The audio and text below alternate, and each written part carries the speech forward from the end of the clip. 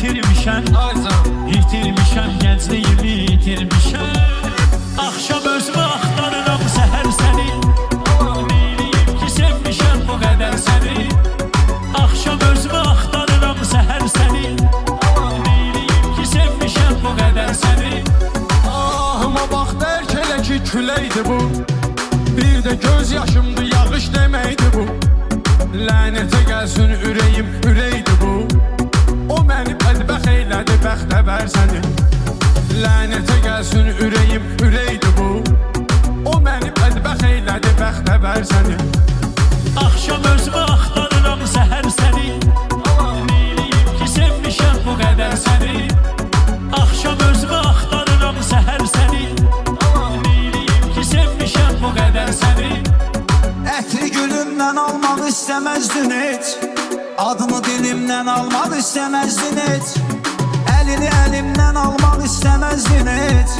Ağlayardın evə ötüləndə hər səni. Axşam özümü axtarıram səhər səni. Neyliyim ki sevmişəm bu qədər səni. Axşam özümü axtarıram səhər səni. Neyliyim ki sevmişəm bu qədər səni.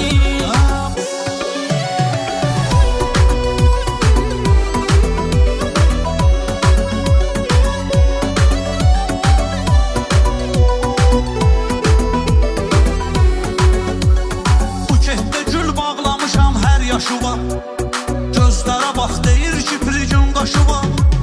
Yadıva düşsə duz çevirərdən başıva.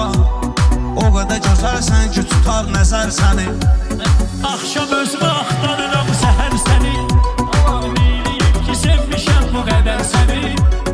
Axşam özümü axtarıram səhər səni. Neyliyim ki sevmişəm bu qədər səni. Ey unutmaq üçün mən nələr etmişəm. Xeyri yoxdur öz qəlbimi incitmişən. Qaçmaq üçün inan hər yana getmişən. Onu da bilməmişəm şəhər səni. Səndən qaçmaq üçün hər yana getmişəm. Onu da bilməmişəm şəhər səni. Axşam özümü axtarıram səhər səni. Neyliyim ki sevmişəm bu qədər səni. Axşam özümü axtarıram səhər səni. Neyliyim ki sevmişəm bu qədər səni. Səninlə bir keçdi hər günüm zamanım. Ayrılanda dondu damarlarda qanım. Sən olmasan yaşamağa yoxdur gümanım.